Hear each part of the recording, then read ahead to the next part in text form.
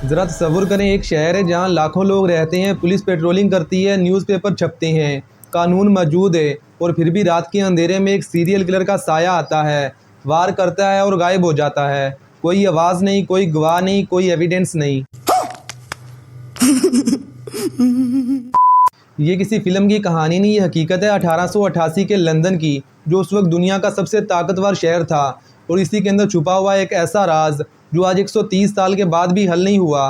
White chapel की तंग और बदबूदार गलियों में, जहां गरीब लोग जैसे तैसे करके अपनी ज़िंदगी को घसीट रहे थे, वहां एक सीरियल किलर ने लोगों को मारना शुरू किया, जिसका नाम सुनकर आज भी लोगों की रूह कँपा जाती है। मैं बात कर रहा हूँ जैक द रैपर की, जो लंदन की हिस्ट्री का सबसे ब्रूटल, खौफनाक और कभी ना पकड़े जाने वाला सीरियल किलर है। अभी इसका असल नाम क्या है कोई नहीं जानता, लेकिन ये जैक द रैपर के नाम से मशहूर है। और ये लंदन की तारीख का कोई आम वाक़या नहीं था, क्योंकि इसमें 5 औरतें मरी, पुलिस बेबस रही, पूरी दुनिया खौफ में डूबी रही, और कातिल वो जैसे हवा में गायब हो गया। तो आज की इस वीडियो में हम इस पूरी कहानी को शुरू से आखिर तक देखेंगे। वो शहर, वो लोग, वो कत्ल और वो राज जो तारीख ने कभी सुलझने नहीं दिए। तो आइए फिर उसी शहर चलते हैं जहाँ से ये सब शुरू हुआ। 19वीं सदी के आखिर में ये वो दौर था जब ब्रिटिश एम्पायर पूरे हिंदुस्तान को लूटकर यहाँ की सारी मालो दौलत अपने कैपिटल लंदन की तरफ लेके जा रही थी। बाहर से लंदन दुनिया का सबसे शानदार शहर था, ब्रिटिश एम्पायर का दिल, जहाँ लोगों के पास दौलत, ताकत और शान थी। लेकिन इस चमकते शहर के अंदर एक और भी दुनिया थी, जिसके बारे में बहुत ही कम लोग जानते हैं। लंदन का एक छोटा सा डिस्ट्रिक्ट वाइट चैपल, वो इलाका जहाँ ना रोशनी थी, ना उम्मीद और ना कोई बेहतर मुस्तकबिल, जहाँ गुर्बत इतनी थी कि लोग घरों में एक दूसरे के ऊपर सोते थे, सड़कें गंदगी और बदबू से भरी हुई, बच्चे भूखे थे, मर्द शराब में डूबे हुए, और औरतें वो बस जिंदा रहने के लिए कुछ भी करने पर मजबूर थी, कुछ भी। यही वो जगह थी जहाँ जैक द रैपर ने अपना शिकार ढूंढा। वो जानता था कि यहाँ कोई नहीं पूछेगा, कोई नहीं देखेगा, कोई नहीं बोलेगा। 30 अगस्त 1888 की रात, वाइट चैपल की एक तंग सी गली बोकस रो, जिसमें 44 साल की मिरीन निकोलस, इसे पोली भी कहते थे, इस रात वो पैसों की तलाश में प्रोस्टिट्यूशन के लिए निकली। वो एक टूटी हुई औरत थी, शराब ने इसकी ज़िंदगी बर्बाद कर दी थी, शोहर ने छोड़ दिया था, बच्चे दूर हो गए थे, लेकिन फिर भी वो जी रही थी, गलत काम करके। लेकिन आज इसके साथ जो होने वाला था, ये इसने कभी ख्वाब में भी नहीं सोचा होगा। सुबह हुई तो एक मजदूर ने इसे ज़मीन पर पड़े देखा। इसका गला कटा हुआ था, जिस्म पर गहरे दरिंदगी भरे जख्म थे। पुलिस आई, डॉक्टर आए, और सब ने एक ही बात कही, ये कोई आम कत्ल नहीं है। जिसने ये किया है, इसका हाथ इस काम में बहुत ही माहिर है। ये पहला कदम था लंदन की तारीख के सबसे खौफनाक सफ़र का। लेकिन ये सिलसिला यहाँ पर रुका नहीं। सिर्फ 8 दिन के बाद 8 सितंबर 1888 की रात को 47 साल की एनी चैंपमैन, जो इसी दुनिया से ताल्लुक़ रखती थी, वही तकलीफ़, वही बेबसी, वही रात का अंधेरा।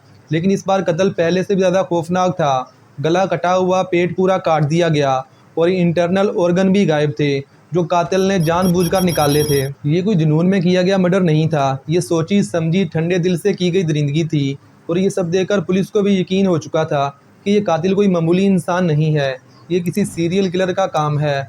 पूरे शहर में खौफ फैलने लगा, क्योंकि कोई नहीं जानता था कि ये कातिल कौन है और कब किसकी मौत आ जाए। लेकिन ये सीरियल किलर अभी भी नहीं रुका, और फिर आई 30 सितंबर 1888 की वो रात, जो आज भी तारीख में डबल इवेंट के नाम से जानी जाती है, क्योंकि इससे एक ही रात में 2 कत्ल हुए थे। पहला शिकार थी 45 साल की एलिजाबेथ। इस केस की इन्वेस्टिगेशन रिपोर्ट्स में हमें देखने को मिलता है कि एलिजाबेथ की बॉडी के साथ वो सारी दरिंदगी नहीं की गई थी, जो इससे पहले के 2 केसेस में देखने को मिली थी। क्योंकि एलिजाबेथ पर हमले के बाद वहाँ एक टांगे वाला आ गया था, और जब इसने एलिजाबेथ की लाश को देखा तो इस वक्त इसका खून बह रहा था। यानी हमले को सिर्फ चंद मिनट ही हुए थे, जिसकी वजह से सीरियल किलर को अपनी सारी दरिंदगी दिखाने का मौका ही नहीं मिला। लेकिन ये सीरियल किलर खामोश नहीं बैठा। एलिजाबेथ पर हमले के सिर्फ 45 मिनट के बाद इसी शहर में इसने एक 46 साल की कैथरीन को निशाना बनाया। इस बार कातिल के पास वक्त बहुत था। इस बार इसने अपना पूरा गुस्सा इसी पर उतारा।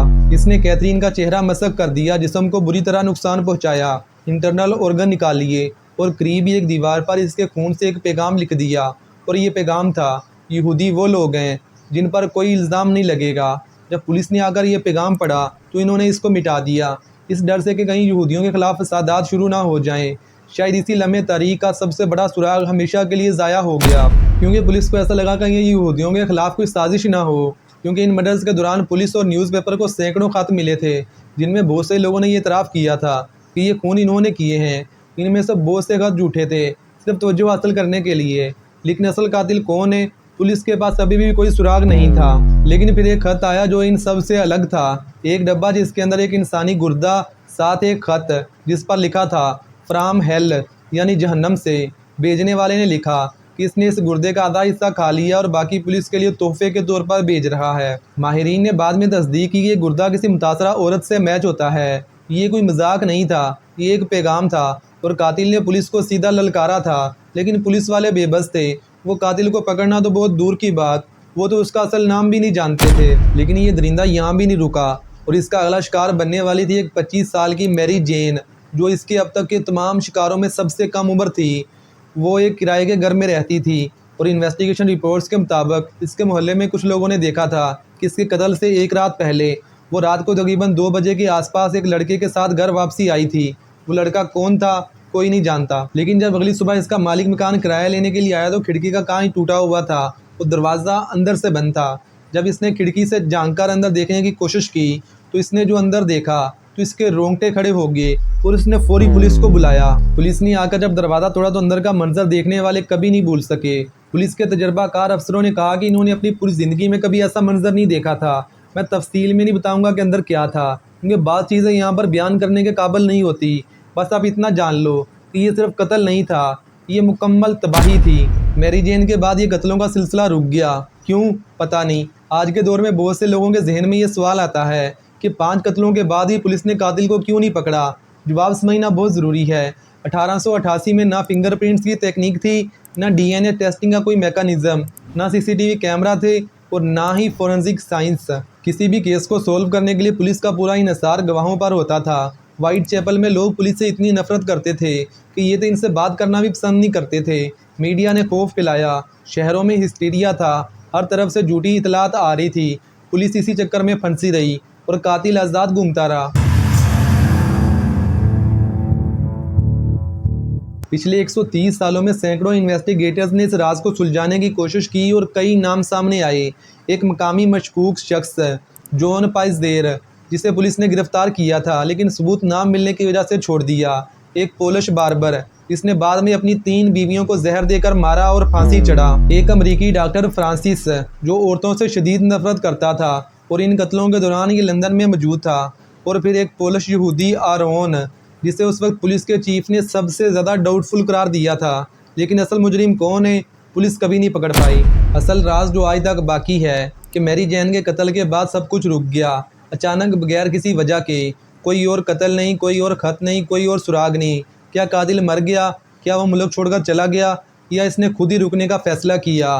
कोई नहीं जानता और शायद कभी जान भी नहीं पाएगा। जैक द रैपर सिर्फ एक कातिल का नाम नहीं, ये इंसानी तारीख की सबसे बड़ी अनसॉल्व्ड मिस्ट्री है। वो शहर जो दुनिया पर हुकूमत करता था, अपनी ही गलियों में छुपे हुए एक सीरियल किलर को नहीं पकड़ सका। आज पूरी दुनिया में कोई नहीं जानता कि ये जैक द रैपर कौन था और कहाँ गायब हो गया।